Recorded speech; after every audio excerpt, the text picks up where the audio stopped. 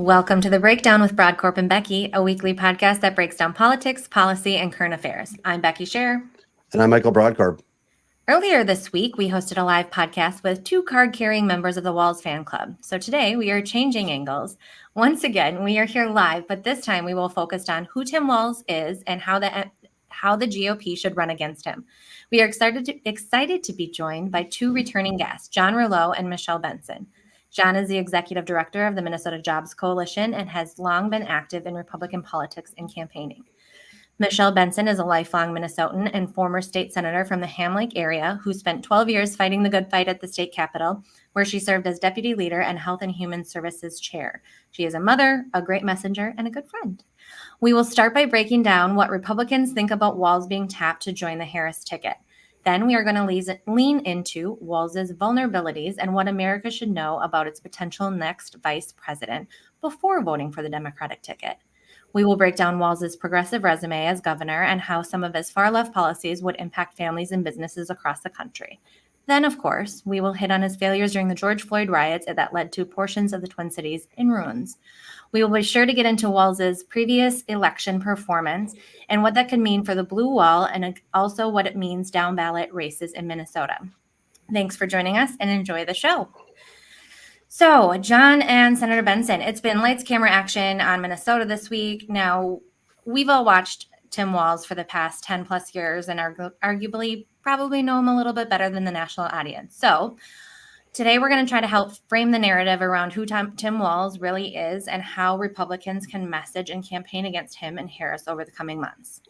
I want to start by asking you guys, were you surprised when it ultimately became that it was Tim Walz is the pick? Were you surprised? If you were on Team Harris, who would you have selected? John, let's start with you. Yeah, I was surprised. This was a pretty easy decision from my standpoint of what makes the most sense when you're trying to win a national election. And Josh Shapiro is a very popular governor in a very critical swing state for the Democrats. And I think it's a huge missed opportunity that they have kept that state really in play. Historically, I think that there's this idea, and it's accurate, right, that the vice president can't deliver a state on their own. But there is precedent to say that a vice presidential nominee gets you about a half-point bump in their home state. And when we're talking about a state like Pennsylvania, a half point could really matter. The other thing is that Harris has some very unique liabilities there after campaigning very far to the left in 2019 and 2020 before ending her presidential campaign, particularly with regard to the issue of fracking, which is very important to the state of Pennsylvania, particularly Western Pennsylvania. And Josh Shapiro, while he has sought to regulate the fracking industry, has sought to hold bad actors accountable, has generally been pro energy and supporting that industry in the state. So I think keeping that vulnerability, not taking that extra half point, as my friend Liam Donovan said, it's all fun and games until you end up 10,000 votes short in Pennsylvania. So I was very surprised by this play because I frankly don't see a path for the Democrats without the state of Pennsylvania. Senator Benson, your thoughts? Well, no, I wasn't surprised.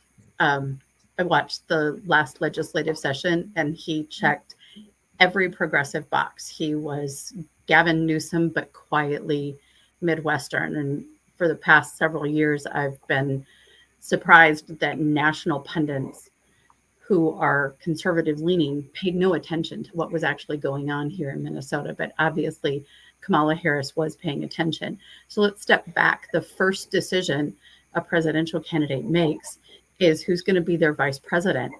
She's digging in hard on an agenda that she leaned into when she was running for president. So Walz fits very well with her early message, the anti-fracking, the zero carbon energy policies, massive tax increases, single payer healthcare.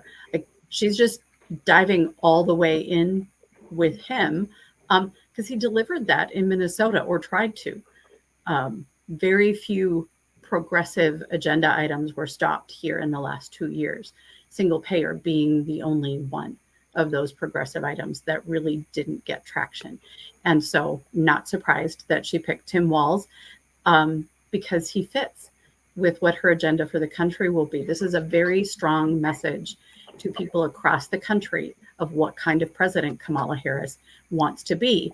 And so I would suggest Republicans take a deep look, not at the rural congressman he was, but when he got three branches, when he had the House, Senate, and the executive branch, what did he do?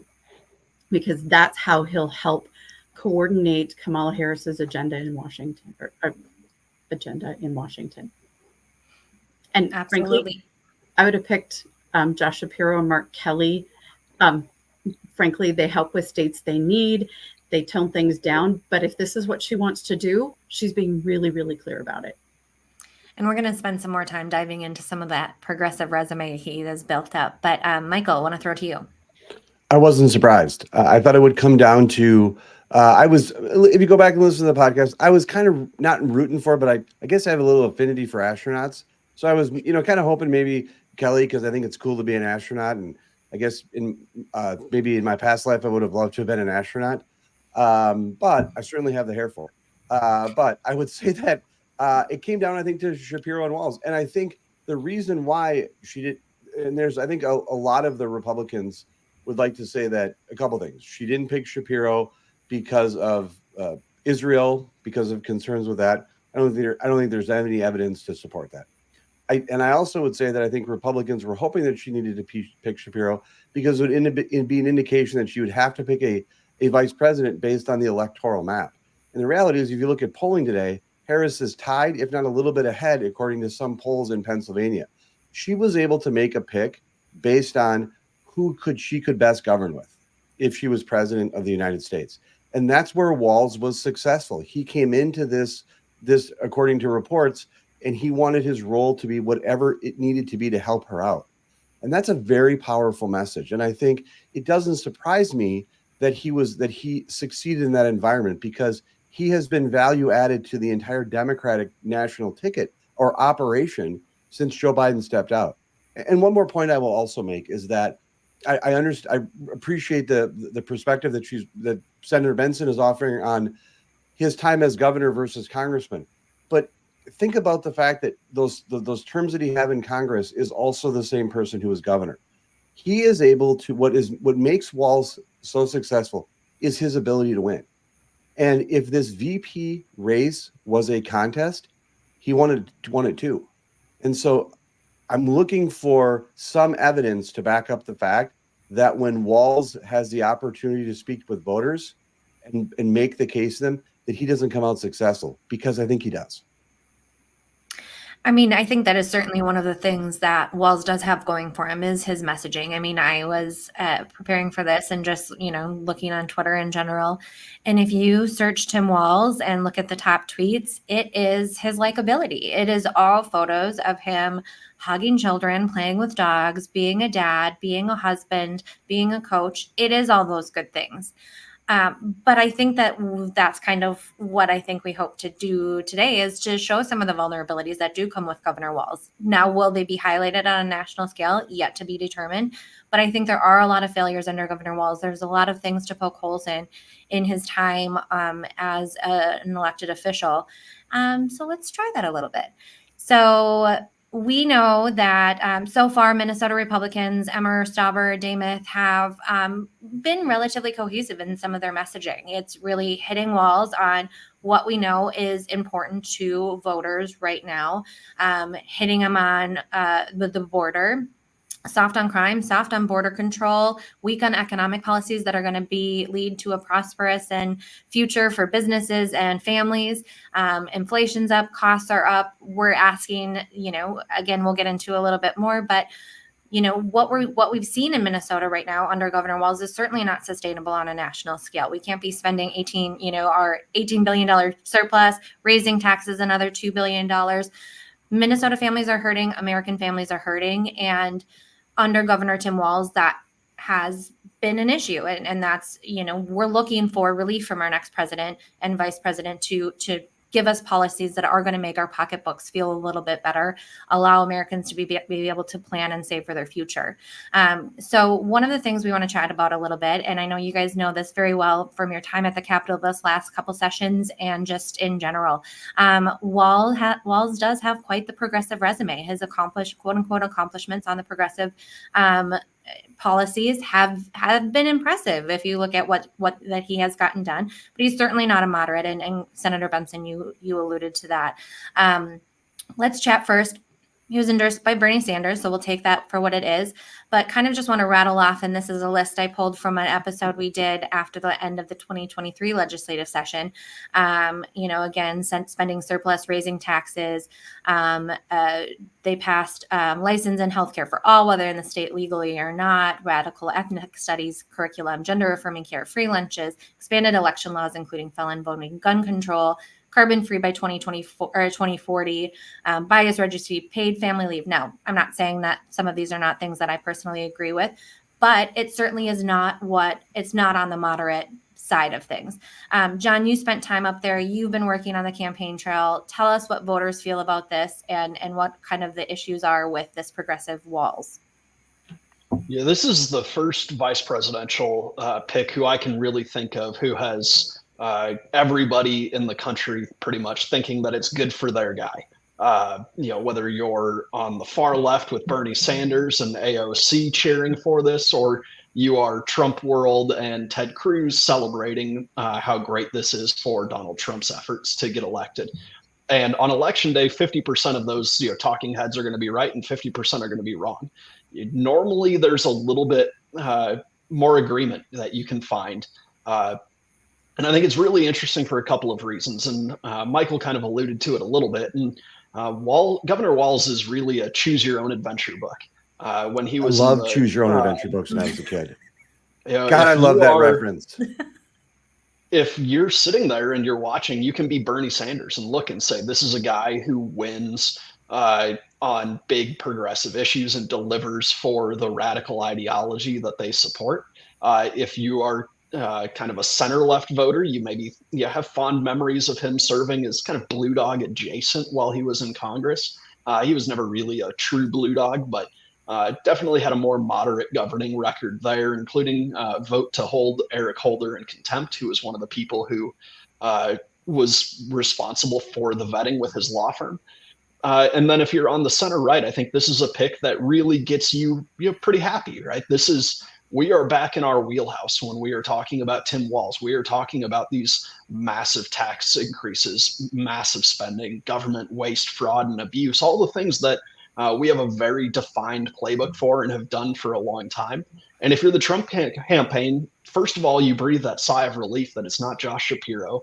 But then you also get to take a look at all of the other radical things that he proposed, things that they want to talk about. Some of the things like putting tampons in fourth grade boys' bathrooms, things like making Minnesota a sanctuary state where they passed legislation that said if you don't give your child gender affirming care as they define it, that the state would take your child away from you. I think these are things that the Trump campaign is happy to talk about. So there's really something for everybody, except for, I would say, kind of the pragmatic centrists who are kind of in the never Trump standpoint, who really look at this as an analytical exercise and what can they best do to maximize their attempts to beat Donald Trump. And Tim Walz isn't it. When you look at him, you see all of those things, but when the veneer wears off, you're left with dollar store Bernie Sanders and Buffalo plaid. He is not a moderate. He does not govern like a moderate. He has a radical left-wing agenda. And frankly, the only time that he ever stood up to his party was when Uber threatened to leave. And, just imagining Tony West reading the Covington report and, a little smile coming across his face as he sees that the one time that Tim Walz stood up to his party was over Uber, just makes me chuckle a little bit. Tony West, obviously, Vice President Harris's brother-in-law, who's the chief legal officer for Uber. So I'm sure that hurt him in the vetting process. But frankly, I look at this and they must have found a literal skeleton in Josh Shapiro's background in order to pick Tim Walz with all of the problems that he brings to the ticket, because I can't understand what they were thinking. And really, it comes down to, this is the pick that you make when you're overly confident and your strategy is to do no harm, don't stunt your energy heading into the DNC, and pray to God that the Trump campaign keeps stepping on rakes, because he brings nothing to the campaign in terms of winning those rural voters. I think there's this mythology about Tim Walz that he wins tough races and tough districts. That's not true. In 2016, he won his congressional district by 2,500 votes. Jim Hagedorn ran against him that year and had enough money to spend 1 week of TV advertising in that race. Tim Walz almost got beat by accident in 2016 against a non-existent campaign. And when it came time to decide if he was going to run again, he headed for the doors and decided to run for governor instead. He barely got challenged in 2018. He barely got challenged in 2022. They outspent his opponents by massive amounts of money and won in a blue state. But the reality is that Tim Walz hasn't had a tough race where he really got challenged since 2006. And he was a very different candidate then than he is this time. And I think that those rural voters are going to say, we know this guy. This is the liberal teacher from our kids' school. He does not connect with them. He does not run up the score there. He basically got what Biden got in the rural districts across Minnesota, and he is not an asset for their campaign. Well, I would disagree. If I could, Tim Walz is head of the RGA. He's got good fundraising resources. He's obviously good at connecting with big donors who are just flooding in now to support the Harris-Walz ticket. And they can tell the story. The advantage of him being relatively unknown across the country is they can do the football coach, nice dad, changes his own oil shtick, and get this softness moving, which might not show up as key numbers, but the Electoral College is what matters, folks. Color districts around blue cities in red states matter. And Tim Walz kicked Republicans' butt in color suburbs in Minnesota. So let's not dismiss him. Anybody on the Trump team who thinks that they got to win, stop doing dumb stuff, okay? Focus on where he's actually weak. Don't fight him on things that don't matter. I do not take this as a pass. Kamala Harris never has to do another press conference because Tim Walz can take it all, because he's good at press. He doesn't answer questions he doesn't want to answer. So let's get really serious about how he can step in where Kamala Harris is weak. If you want to beat him, you're going to have to tell stories of what happened in Minnesota. And I'd say focus on kids. Reading scores declined. Well, our city's burned. So he shut down schools. So if you're a fourth grader in Minneapolis in March of 2020, your school got shut down. You lost all your stability. If you have a mom who's a CNA at a nursing home, she's going to work and they're telling her that somebody is going to die every single day. This is what that fourth grader's life looks like. And then George Floyd gets killed in your city and everything starts on fire. The store where you bought your Christmas gifts burns down. That's what happened to that fourth grader in Minneapolis. That's the real story of what happened in Minneapolis. So, Senator Benson, I want to keep on you with this because you are just proving the exact point of why I was so supportive of your run for governor and why you are such a good messenger for the Republican Party and for just a messenger in general for families in Minnesota.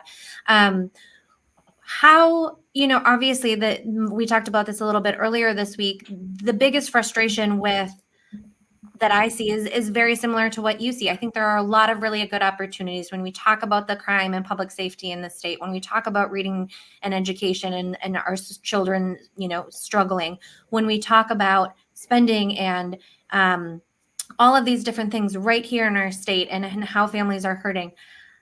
If you had a direct line into Trump and Vance, talk a little bit about how we need to focus. Continue on. I want you to push a little bit further of why we need to focus. There are so many. Yes, we can talk about all of these different social issues and so many things, but we know that those get into really sticky situations and then distract from the actual true issues at hand that Americans cannot afford a Harris Walz ticket. And Chat a little bit more about that. Yeah, Republicans in Minnesota got really distracted in the last governor's race instead of staying on the things that mattered to actually moving the needle on Tim Walz. And so it's got to be the cost of everything for families. It's very, very real. The border is obviously a huge concern. And you know what? Frankly, Republicans have had a good position on it. So stay on inflation, immigration, and then education here in Minnesota has really suffered under the policies of Tim Walz. You could throw that in. That's going to matter to a lot of families.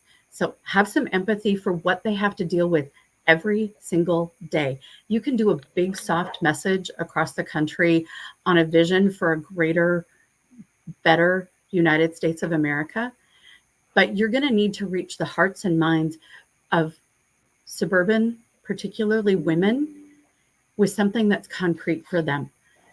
Eggs at Aldi are ridiculously expensive. And there are a lot of people who used to shop at higher end grocery stores who are now shopping at Aldi just to make it work. Energy policies absolutely going to matter. How can you commute? Yeah, you might get to work remote some days, but there are people, nurses, have to commute. They don't get to work remotely. Mechanics have to commute. They don't get to work remotely. The price of gas is going to be a real concern. Venezuela, and obviously we're not going to get into the whole global dynamics, but we're getting gas from a dictator in Venezuela instead of taking the reasonable approach that Josh Shapiro would have taken in Pennsylvania. So can we head towards the Josh Shapiro message and try to pull some of those folks our way? I love that. Michael, you've been pretty quiet. Can I get what any thoughts or reactions here? I want to give everyone the floor. This is an opportunity for other folks to speak. I would say this. I think the problem that I think Republicans have had so far with Walz is that it's look at him on the campaign trail, and politics is some of it largely visual. This has been a campaign that has been smiling since this pick was made, and I understand the attempt, and I understand the strategy behind the attempt to create some division about the pick. But the bottom line is, this is a campaign that message is working so far. It's very difficult, I think, and just a little, as I've disclosed on the podcast multiple times before, I kind of rotate through CNN, MSNBC, and Fox on a pretty regular cycle through my house, just to kind of see what's on and get kind of balanced news. But a lot of times I'll have the volume down or in closed captions on. It's the visuals of what I see. And the visuals that I've seen in the last couple of days is a smiling Tim Walz, a smiling Kamala Harris. I've not seen Donald Trump anywhere, and J.D. Vance kind of looking out of sorts and frustrated. And so I see all of the benefits so far just in the visual and how the campaign, I think, is gelling and working. I think if you're looking for a campaign that's working right now, I think the Harris-Walz campaign is working. The other thing I would say to all three of you, and throw this back, Walz wins. When John was rattling off that statistic, I look at it from this side. Yes, Walz had a close race in 2016, but you know what he did? He won. He won.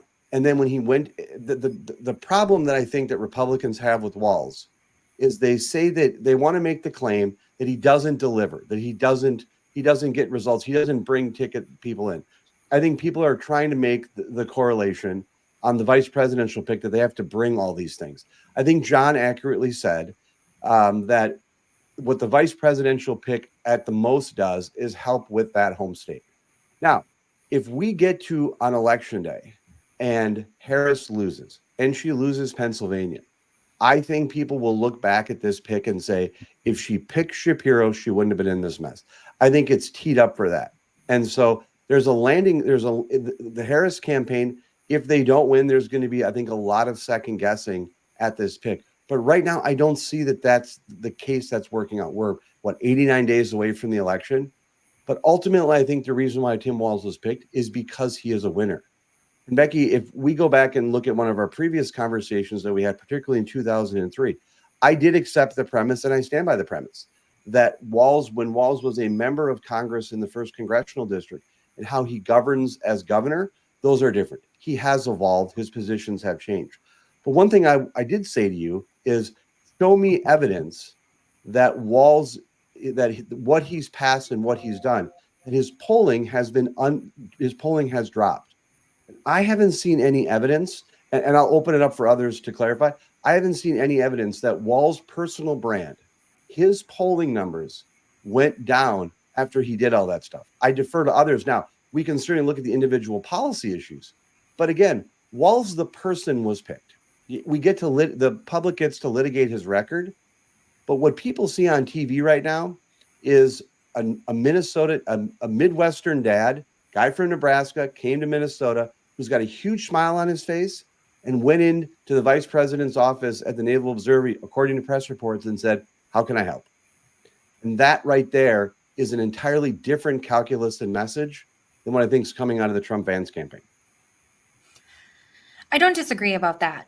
However, I do think that there is still, from my perspective, one of the things that Walz brings to the ticket is a little bit of credibility on the messaging side and being able to talk. I think we all can agree that he is a great orator. He is good at connecting. That is a benefit, and the credibility that he brings to Kamala Harris, who sometimes maybe struggles on that and stumbles quite a bit. However, I don't like to put a whole lot of weight into these type of stories, but when I think about the credibility side, I think we need to look back at a little bit of the credibility of Tim Walz and what he has said about himself over the years. And so we won't spend a whole lot of time on this, but there are questions out there about his story about why he ran for Congress and his story about being a veteran, which I want to start by saying he did serve the state and the country, and I am grateful, and that is true. John, you want to hit a little bit on these stories that are spinning out there and how they kind of make a little bit of a ding to Walz's credibility, even if a lot of the other things he can stand behind? Yeah, I think that there's always been this mythology of Tim Walz, and a lot of it really isn't accurate. And yeah, there are rightfully questions about whether something is resume inflation or whether something is outright stolen valor. And I'm frankly waiting on the campaign to put out a statement so that we can get to the bottom of this. They keep calling him Coach Walz, but at best he was an assistant coach, and I've seen him referred to as defensive coordinator. So there's resume inflation across the board here, and I'm really waiting to see what they do. But at the end of the day, I think that it's important that we remember that Tim Walz is a vice presidential nominee. The Trump campaign is going to run against Kamala Harris and her agenda. They are going to run against everything that she touched and failed on in the Biden administration. She is liberal, she is weak, and she has failed. That is what the Trump campaign is going to say. We're also talking about a couple of really swingy areas with a couple of swingy voters in a couple of swingy states. Right, we're not talking about this politics of joy that I'm still wondering if he has to pay Aaron Murphy royalties for stealing her line on. We're talking about what's it going to take to move those voters. And I think there's a fundamental misunderstanding from a lot of the people who are out there talking about how presidential campaigns and really statewide swing campaigns are run, won, and lost. And at the end of the day, they can talk about how enthusiastic their base is. When you look at a state like Georgia, when you look at a state like North Carolina, when you look at a state like Pennsylvania, frankly, that energy and that enthusiasm is not enough to get you across the finish line without swing voters. And we are looking at the most radical Democratic ticket running for president of the United States that we've seen in decades.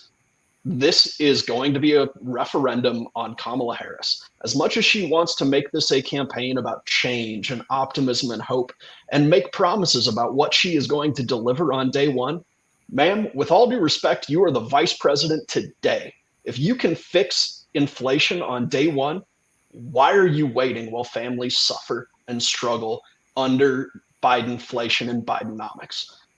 it really is going to ring hollow. And they're going to be able to cobble together these attacks, whether it is on Tim Walz and his radical agenda, whether it is on Kamala Harris and her radical agenda, or whether it is on everything in the Biden administration that she has touched. That all ties together. It all builds in the narrative. And right now, I think there's a rush to define Tim Walz. But Kamala Harris is still the one who's running for president. Michael, you said that he can go do all the press conferences. With all due respect, Kamala Harris has to go to the press conferences. She's the one running for president, or maybe it was Senator Benson said that. I said that. We're waiting to see her. She hasn't had a press conference since she became the Democratic nominee. And really, they are hiding. And I understand that there's this desire to run a basement strategy where they hide and try and let Donald Trump step on rakes. But the reality is that's the campaign you run when you're winning. And they're not winning. They need to go and change this. If anything, this has reset the race back to where it was before people found out that Joe Biden was not fit to serve another 4 years as president and he had to step out of the race. We are back to early June. We are not back to 2008. We are not back to Barack Obama. We are in early June, where the Democrats' policies and their failed agenda remain very unpopular, where Donald Trump is still trusted on the issues that are important to voters, like the economy, like inflation, like jobs, like taxes, and like national security. That is going to be their wheelhouse. And Tim Walz, with his radical agenda of giving free government-funded healthcare and free government-funded college to illegal immigrants, giving driver's licenses to illegal immigrants, coupled with Kamala Harris's weak on crime record as a prosecutor, coupled with her radical agenda when she ran for president, that all ties together. And the Republicans are absolutely excited about where they are. They dodged a bullet with Josh Shapiro. And I know that people are saying that Republicans would say this about anybody. But the reality is Republicans were afraid that she was going to pick Josh Shapiro. Pennsylvania is such a critical state that there are a lot of paths for Republicans without Pennsylvania. There's no path for Democrats without Pennsylvania. Fair. We talked about a little bit earlier this week that I believe Harris could win Wisconsin, Michigan, Nevada, Arizona, lose Pennsylvania, and Trump still gets the 270. So the electoral map is really tough. And I think that's a good framing. I like that it is, we're back to June. We're not back, anything further. Anything can happen, but it is neck and neck. Senator Benson, I want to say, do you agree, disagree, or have anything to add? I would just say Republicans get overconfident. Yes, they should be joyful, hopeful. I look at JD Vance's story, like they need pictures of where he grew up, and frankly, mocking him for going to Yale when he grew up, kneeling by his mother's bedside, praying that she would wake up, begging God that she didn't overdose, and ends up graduating from Yale. That's a mark of resilience and not something to be mocked by, frankly, Governor Walz and his campaign. And so let's tell some stories that connect with people. Let's be happy that we're in this country and not somewhere else in the world because we have these opportunities. Republicans need to be cheerful, but they don't need to be overly confident. Kamala Harris doesn't have to answer questions as long as the press doesn't ask them. And they're not pushing hard. They might be starting now, but you've all grown up with the Minnesota press politically. Did they ever push Tim Walz really hard? Until Julie Nelson got on TV the third night of the riots and asked where the governor was, that's the first time I ever saw political press in Minnesota push on Governor Walz. And with all of the policies that he moved through, there wasn't any critical analysis of it. And so they're used to the press being easy on them, and they're going to keep going down this road until the press isn't easy on them. And we're 89 days. The longer they can delay having one-on-one contact with the press or with, frankly, JD Vance, I am concerned that former President Trump will get off message. He did a pretty good job staying disciplined in the first debate. I hope he can continue to do that. But frankly, until the press decides to engage, What's to change the dynamic here? Michael. I want to say that I think on this podcast in the last 36 minutes that the three of you have offered, I think, the most cohesive message on the race for president so far on how to go after Walz. As someone who endorsed Walz in 2022 and think he is a great VP pick, I think the three of you articulated a very substantive message. The problem is that that's not what the Trump campaign can do. The Trump campaign has shown an inability to stay on message and be disciplined. We saw what happened last week at the National Association of Black Journalists press conference when Trump came in. And that's the lack of discipline. And the struggle that I think that they're having right now is that they have smart people, and there are smart Republicans. I know that the three of you are incredibly talented. But the problem is they have smart Republicans, but then they have Donald Trump going out there and just messing everything up. And the question is, who can be disciplined, the most disciplined over the next 89 days? And I stand by my position that Walz was a good pick because what we've already seen from a value-added standpoint. The other thing I would say, again, I would just go back to, is Walz can win. And so I think the challenge right now is we've had Trump has largely, and I think, let me also just say, I do believe that the vice president needs to get out and answer some questions. I think they've gone through this. They were given some grace, I think, because of Biden getting out in this process. But I do think before the Democratic National Convention, very soon, there needs to be a sit-down Q&A with the vice president on issues related to this race and do that Q&A. I do think there needs to be that element of transparency in those discussions. I'd be very curious if Trump will do that in the aftermath of what happened at the National Association of Black Journalists meeting. He will do a Q&A. The problem that I think the Republicans have right now is message discipline. And that's the real issue, is message discipline, because it's very difficult, I think, to paint Governor Walz in the frame that the Republicans want to when he is smiling on stage, when he's kneeling down and talking to Girl Scouts, and when they're on the tarmac, when we have these stories after stories after stories about who he is. I mean, the memes and kind of the discussion point that came out after he was picked, people are like making jokes about the fact that he'd be out there fixing the White House lawnmower or fixing the beast to make sure that the oil was changed in there. That's great branding. And he's developed that. And I think that when it comes to his background, he's going to have some discussion about that. But the bottom line is, I think it's pretty difficult for Republicans right now, working with what they have, to go out there and say that this is working. To the enthusiasm point, I'll just say this in closing on this section. What we saw in Minnesota was a perfect example. There was an enthusiasm gap between Republicans and Democrats in this state when Biden was in the ticket. The minute the introduction of Kamala Harris to this race, that shifted. And that tells me two things. There was enthusiasm. There was an enthusiasm gap about the top of the ticket. I think that's been wiped away. The other thing is that I think a number of people who I think would be called double haters, even though I don't like the term hating, but the double haters, the people who didn't like Harris, didn't like Biden, and didn't like Trump, are giving this race a second look, particularly in support of Biden. In support of Harris after Biden got out. And so I think that it's really one thing I just want to remind Republicans, 46.8%. That's the highest poll. That's the highest Donald Trump ever got on a national election, 46.8. And again, I understand that we don't have a national election system, but we have we have 50 local elections to elect president. But after what happened, what Donald Trump did in Georgia, where he left that in a mess in attacking Brian Kemp, the governor of Georgia, I think Georgia is going to be a real opportunity for the Harris Walz campaign. I think it's important to see if Trump is out on the campaign trail, how can he leave these states better for the Republicans to come back? Because it seems like he's going on is a little bit of a vengeance tour. I mean, why go to Georgia and say what he did about Brian Kemp and leave that state in disarray? If there's a responsible messenger on the Republican side and up against the Harris Walz campaign, this can be a real foot race. It is a real foot race, but there needs to be some responsible messaging on the Republican side.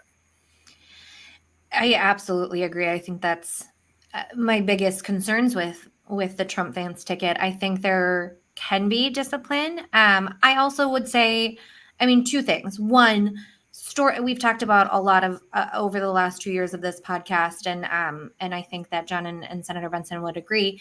Clearly, Senator Benson, you understand the gift that storytelling can be, to really to share the examples of the children, of the families, of the businesses, of the farmers, whatever it might be, actually putting some of these things, talking about the policies in ways of how they impact real Americans, is something that Republicans, I don't think, do as well as Democrats. I want to see more of that.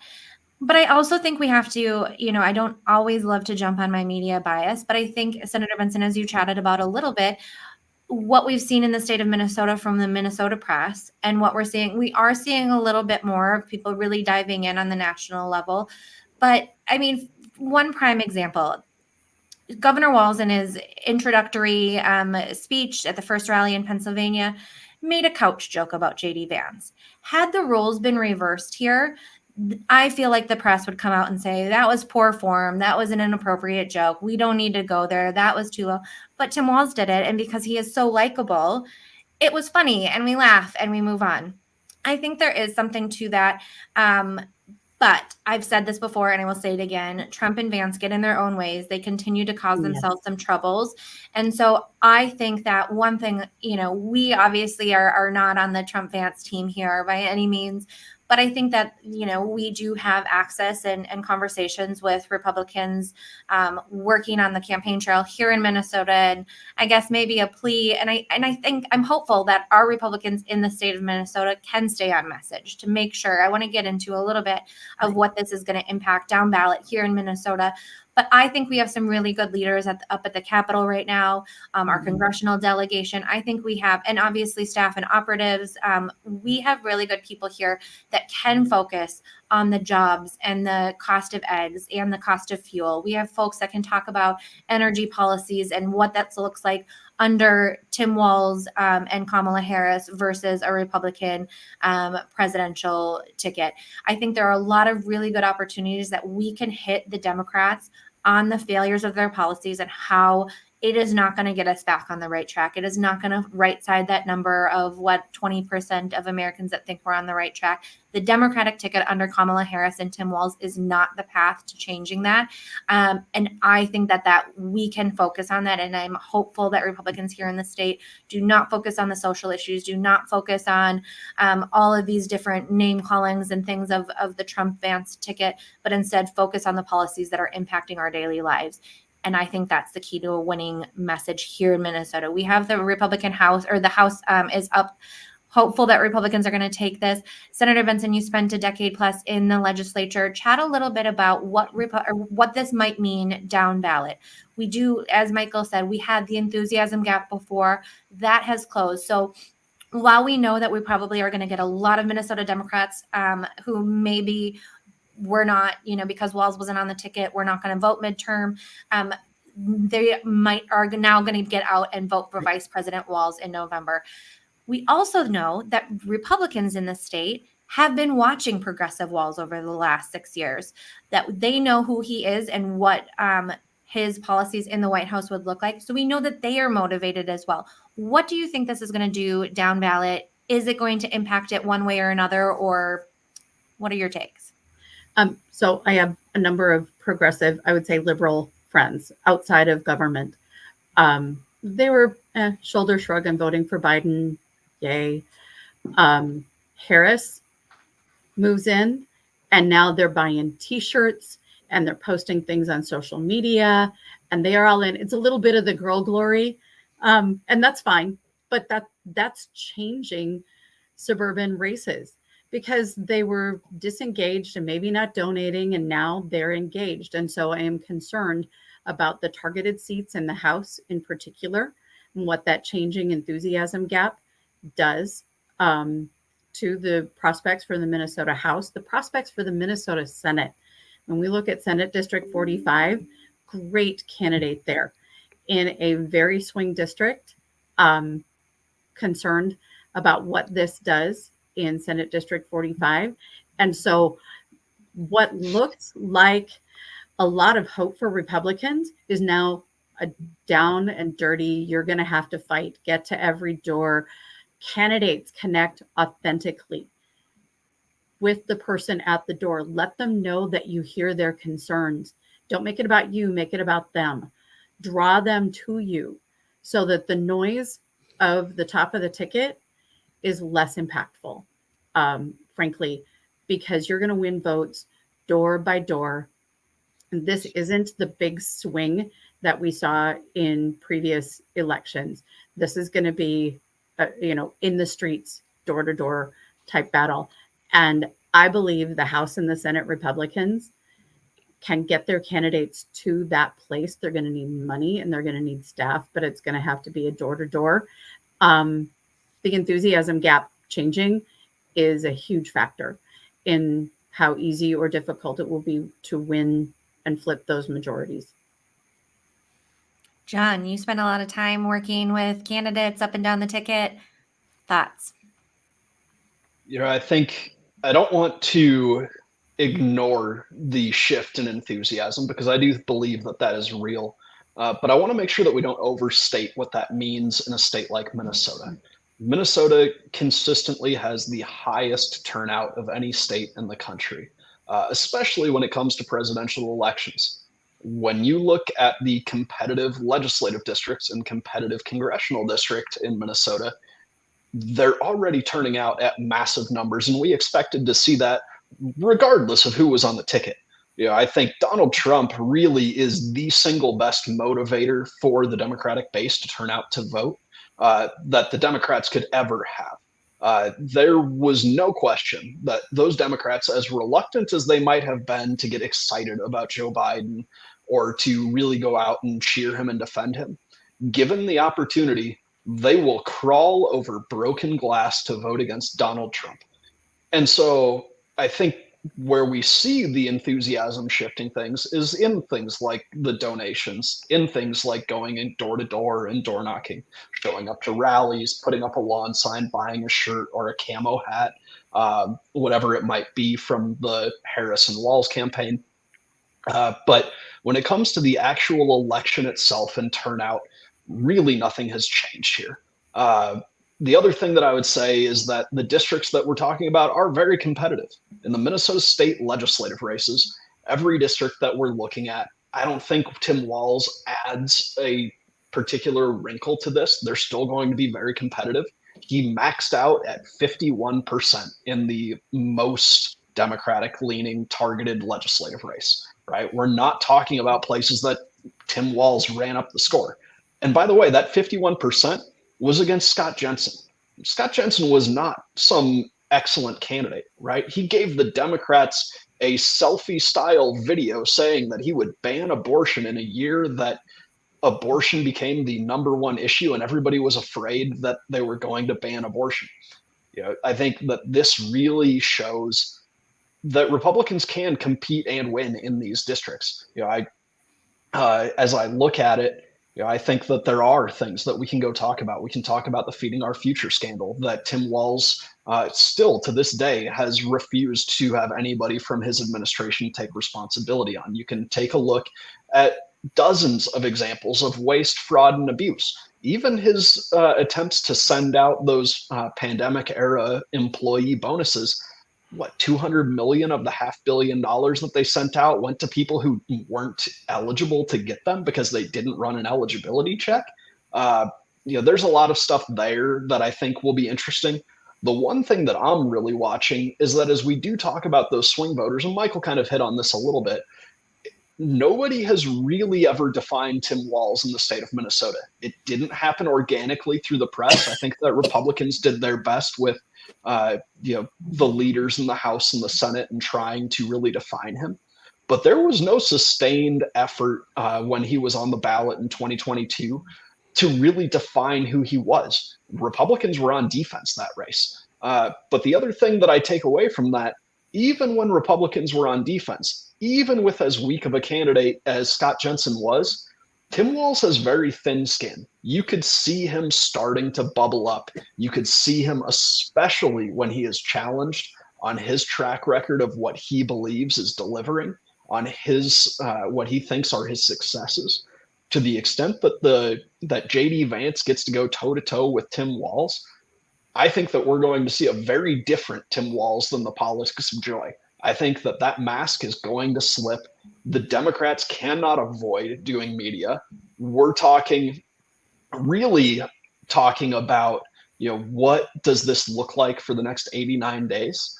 And as we go out there, Tim Walz is going to, and Michael, you said, is Donald Trump going to do another forum where he does a Q&A because of how the National Association of Black Journalists went?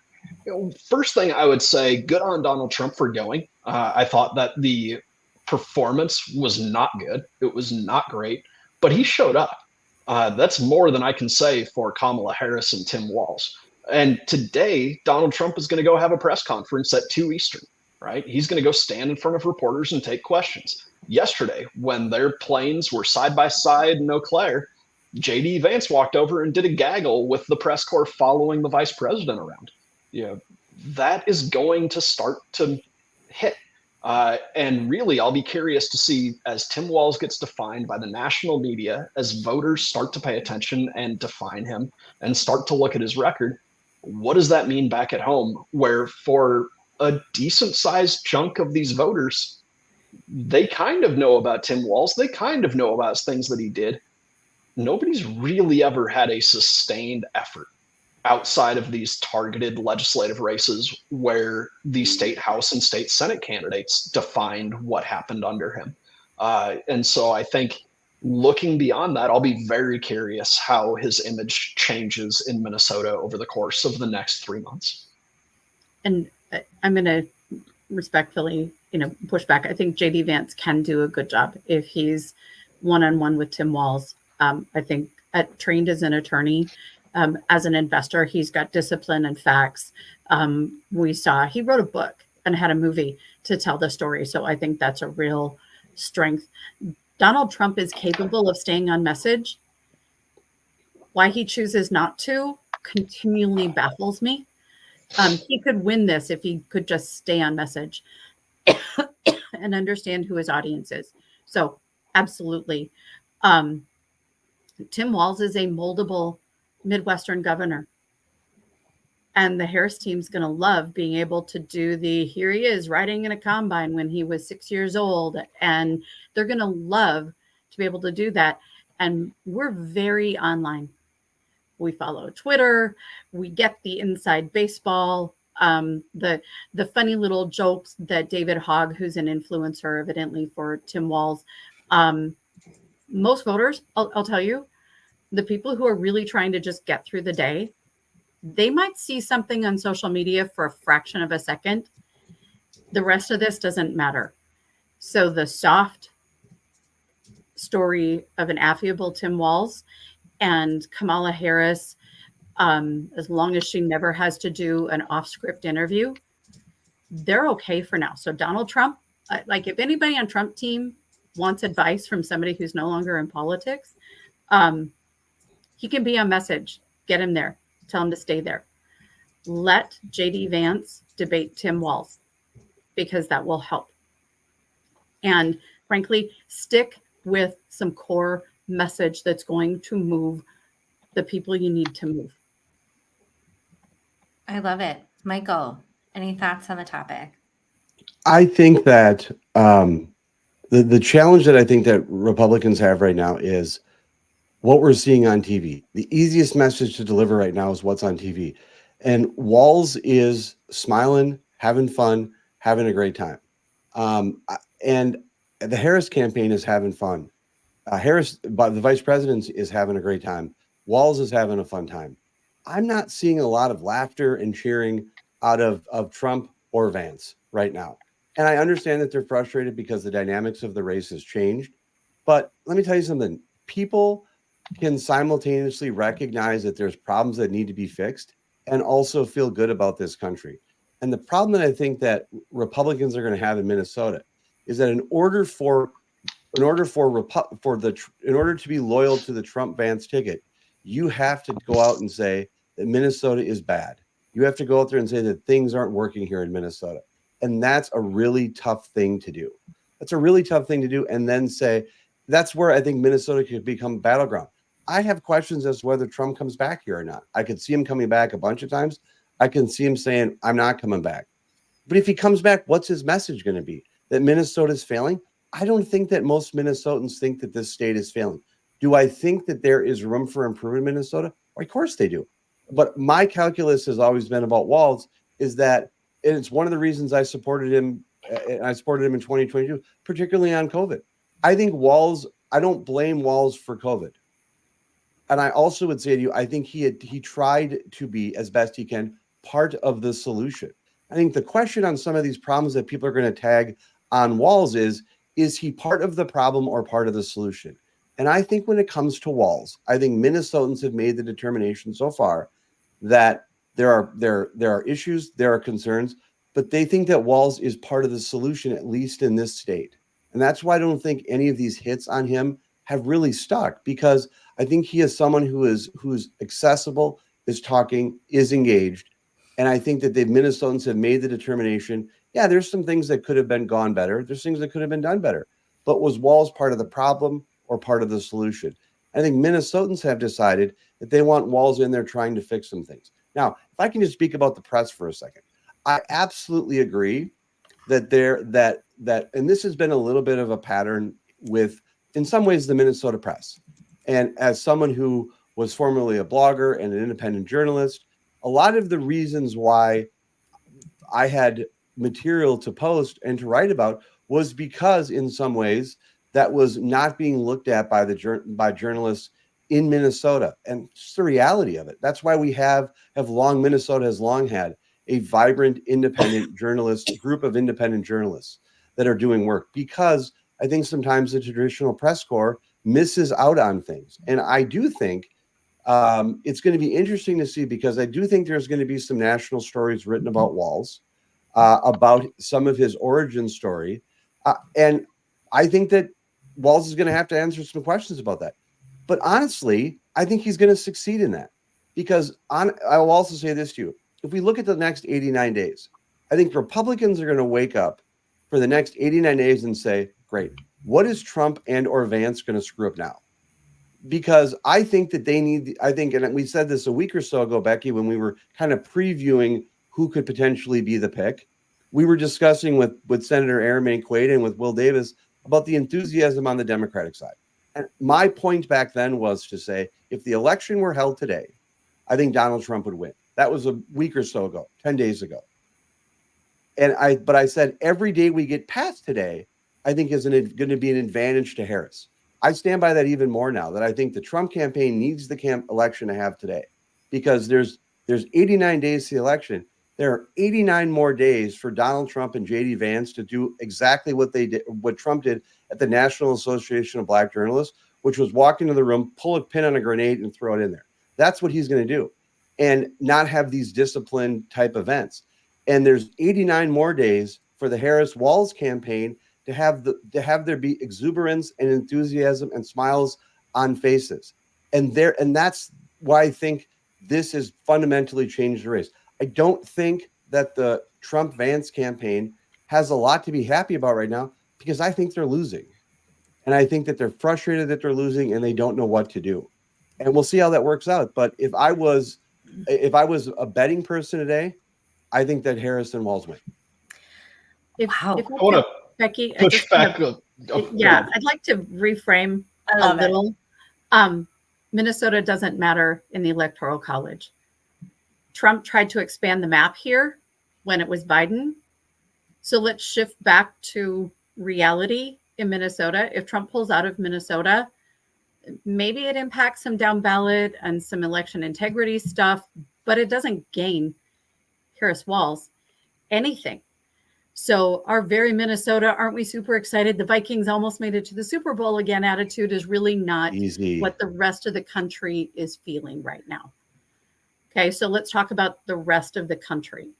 If Tim Walz is this cheerful, wonderful asset, which he can be for the Harris team, and J.D. Vance gets him off a little bit, then that sort of becomes a national story, because the rest of the country isn't as enthralled with Minnesota as we like to think. Sorry, everybody. I've actually lived on the West Coast, like most of the journalists had to look up on a map. They're like, Minnesota or Michigan, which one is it? That's how little. How dare you? No, I love this state. I'm joking. I I moved know. back here. I had the option to live anywhere. Oh, you're not from here. Oh, interesting. Well, I'm not from Nebraska either. I'm from a very tiny town. My family still lives there. I actually have cemetery plots at the church where I was baptized and married. There's our pull quote. You want to Minnesota me all day long, dude. I'll hot dish you any day. That's great. Anyway. Oh, that's fantastic. But the rest of the country is going to see Tim Walz as the cheerful, affable until they get him a little bit off his game. And then he won't matter anymore. And then it'll be Trump versus Harris. And if Trump can stay on message about the things that people care about, he can actually win the states he needs to win. That's what this comes down to. Michael, you said it before. Winning is what matters. Election certificates are completely digital. You either have one or you don't. And so in the end, you either win the state or you don't. How you hurt yourself is by doing things you don't need to do.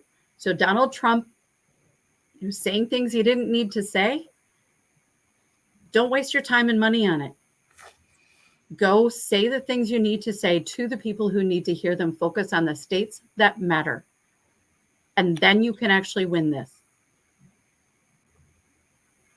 John, I want to push back a little bit on the idea that there's this, level of happiness and optimism that's coming from the Democrats that's completely unprecedented and the Republicans didn't see. It's just not true. I mean, we've all been on so many campaigns. It's weird because we're in August, but this is the kickoff of a campaign.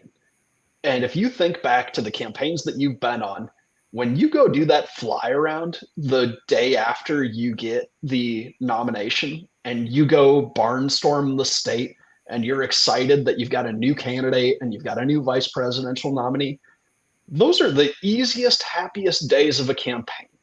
Of course they look happy right now.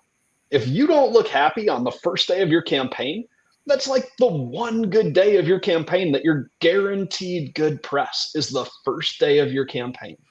We're 72 hours into Tim Walz, and they're just starting to dig into him. They're just starting to look at him. We haven't even made it to the DNC yet.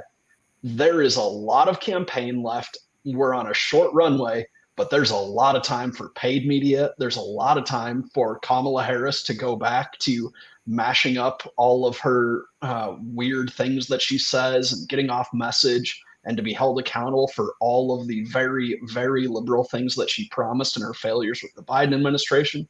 There is a long time to examine the record of Tim Walz, and we're just getting started. I think that's a really incredible point that we hadn't discussed, because you're right. This is a honeymoon period. Everybody's happy. Everybody's excited. They're so new. They see, again, it is adorable photos and videos of Tim Walz and all of his highlight reel. That is true. And I think you're right. We've talked a lot. Have talked a lot about how since the RNC convention, right after that Biden dropped out, it became Harris. And then it was about Harris. And then it was about the Veep stakes. And now it's Tim Walz. And now we're going to lead into the DNC convention. And I think there is a lot of opportunity for missteps as we move through the next 2 weeks. And the DNC convention, I think, is going to be really interesting to watch. Because like you said, we're going to get a speech from Kamala Harris. She is not known for being extremely well said and articulate in her ways of communicating. And she gets a little silly and looks a little ridiculous. Now, I think Tim Walz is probably going to deliver a banger of a speech. I would expect nothing less from him. So that's Vice President Harris is going to have a teleprompter, and there's speech writers writing this. Wait a the second. DNC, I believe, we're now will be against very... teleprompters? No, of course not. This is, it's the DNC, right? This is a 5-day long infomercial that we put on TV. That's, another week that's pretty much guaranteed good press. But she's going to have to do interviews there. Right? Yeah. When she is on the ground, when she's taking questions, I think the run up into into the DNC, we've got a week kind of between now and when everybody starts thinking about Chicago. there's a lot of time while she's out barnstorming for something to go. And really, like, there's a lot of opportunity for them to make some missteps. And if their objective is to read off a teleprompter, to hide in a basement, that's a great strategy if you're Joe Biden and it's COVID and you don't have to go in public. Or if you're winning an election. They're not winning the election. Go ahead, Michael. Becky. No. You go, and then I'll. The ifs and buts were candied nuts, and every day would be Christmas, John. And that's the problem. I would say is if the reality that you're predicting for the Harris Walz campaign is happening right now in Trump world. All the concerns, all the missteps, all the mistakes you think that you're predicting are going to happen in the Harris Walz campaign are happening on quite a regular basis with the Trump Vance campaign, which is why Trump has been basically incommunicado for the last week because of the disastrous performance he had at the National Association of Black Journalists thing. Again, I go back. We just said he's having a press conference at 2:00 this afternoon. Congratulations! Right? The election is this November. He is coming out and having a press conference. But the point I'm saying to you is, where's Vice President Harris having hers? And what did I said on this podcast? I would say she doesn't have to. She doesn't have to have a press She's running for president. No. I'm sorry. Until a major news anchor, until they've been doing that for a week. Until all the White House press corps says, you know what? We're not covering any Harris stuff until she starts giving us one-on-ones or has a gaggle. Until they all decide they're going to have some discipline. She doesn't have to. And Tim Walz will give a better speech than Kamala Harris at the convention because he's going to sense the energy in the room and he's not going to do any silly laugh or any funny hand gestures. He's just going to smile and take it in and build the energy and give a better speech at the convention. I think that Republicans right now are projecting. I think they're projecting on what they expect, what they're projecting, and they're also hoping. They're hoping that the flubs and mistakes and the fumbles that have been happening with the Trump campaign and the Vance campaign happen with the Harris campaign. Now, there's 89 days between now and Election Day. Of course, there's going to be mistakes. There's going to be missteps. But if you were in Vegas right now asking how many of these days are going to be occupied by Trump Vance mistakes versus Harris and Walz campaign, I know where I would put my money. And so the question is what is, and as we all know from aspects where we've worked on campaigns in the past or wherever we've done stuff, it's about message discipline. And right now, I think the Harris Walz message is it's more of a disciplined operation than the Trump Vance operation. And to John's point, yes, it is the rollout. This is the honeymoon phase. But look at the map. Look at the calendar. This honeymoon phase is happening in August. Right. And there's 89 days before the election. The Democrats found a way to revitalize their ticket, energize it in a way. And I think the rollout of Walz was flawless. I think the Harris-Walz operation to date has been nearly error-free. And I think that there's going to be a real introduction at the Democratic National Committee. And the point of the matter is the points that where Republicans would get an off-ramp a little bit or an opportunity to reset, they don't have those built in. There's questions as to whether there's going to be debates between, we don't know what the Trump campaign is going to do about debates and with the Democratic National Convention. Imagine where this ticket is. If they can make it to the Democratic National Convention, imagine where this ticket can be if they springboard out of the Democratic National Convention. Because what didn't happen with the Republicans was that springboarding effect. Because what happened on the Sunday after, Joe Biden announced he wasn't going to run for re-election. Right. And so he took the oxygen out of the room. Right. The big thing that you have to deal with, though, is that Kamala Harris is still Kamala Harris, right? This is a person who was minus 15 in fave unfave. The only thing that she has changed since Joe Biden got out of the race is that her name's not Joe Biden. That moved her to favorable, but that's going to come back to reality. Voters will remember why they don't like Kamala Harris. She is one of the most unliked vice presidential candidates and vice presidents in modern time. The only thing that has changed is that she's not Joe Biden and you're on a honeymoon. Honeymoons have to be reminded, and with early balloting and broad mail-in balloting strategies, They're going to come out of the convention. They're going to get a free week. It's going to be Labor Day. And then it's 2 weeks till ballots start coming out in some of these states. And the Democrat machine is going to get as many votes banked as they possibly can before any mistakes happen. And so I'm going to, and like eventually the real Kamala Harris will stand up. But unless the Trump team doesn't make mistakes and actively moves a message about how bad the Harris-Biden team was, they've got an uphill climb. So I'm not living in the land. I've been a Minnesota Republican and Vikings fan longer than anybody on this call. Like, this is not easy. Don't take this lightly. And any Republican who thinks that there's any layup in their future is wrong. We're nearing the end of our time, so I am going to wrap up by putting you guys on the spot the way Michael put me on the spot earlier this week. But I think you guys are primed and ready for it. Give us a 1 minute why not Walz, a 1 minute of why he is not the best choice for vice president, why he is not the best choice to serve in the White House, and how it will be disastrous for families and businesses. Senator Benson, you go.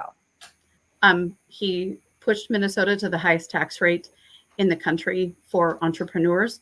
He has overseen a massive decline in reading scores and huge disparities. And those kids' lives are changed forever because of it. He's loose on the border. He's right in line with Kamala Harris.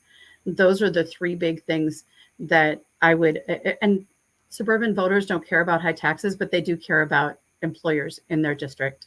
So that's what I'd go for. John, final words. Tim Walz is just more of the far left that you've come to expect from Kamala Harris, and her campaign is wrong for the United States. It would raise taxes. It would make Americans less safe. It makes our country weaker. And if you liked Joe Biden, you're going to love Kamala Harris. Fantastic. Great job, guys. Michael, all you. Well, I want to thank you. I want to thank everyone for doing this today. This was a wonderful exercise in just the way campaigns are run and messaging. We hope to do this again. The viewership was great. I do want to take just a brief moment to acknowledge it's my wedding anniversary today. I want to say happy anniversary to my wife, Sarah, who's allowing me to do this podcast today on our anniversary. But I just want to say thanks to you guys for doing this. We're going to do this again soon. And I just really appreciate the dialogue. We come from this from different perspectives. But Becky and Senator Benson, and of course, John, who came really throwing the heat. This is what we need to do more. Just have these discussions and find a way to disagree without being disagreeable. And I can't think of a better crew in which to do this with. So I just want to say thank you all for spending that time with us this morning. I want to appreciate our listeners for participating and watching another episode of The Breakdown with Brodkorb and Becky. Before we go, show some love for your favorite podcast by leaving us a review on Apple Podcasts or podcasts where you listen. The Breakdown with Brodkorb and Becky will be back next week. Thank you so much for doing this. Bye.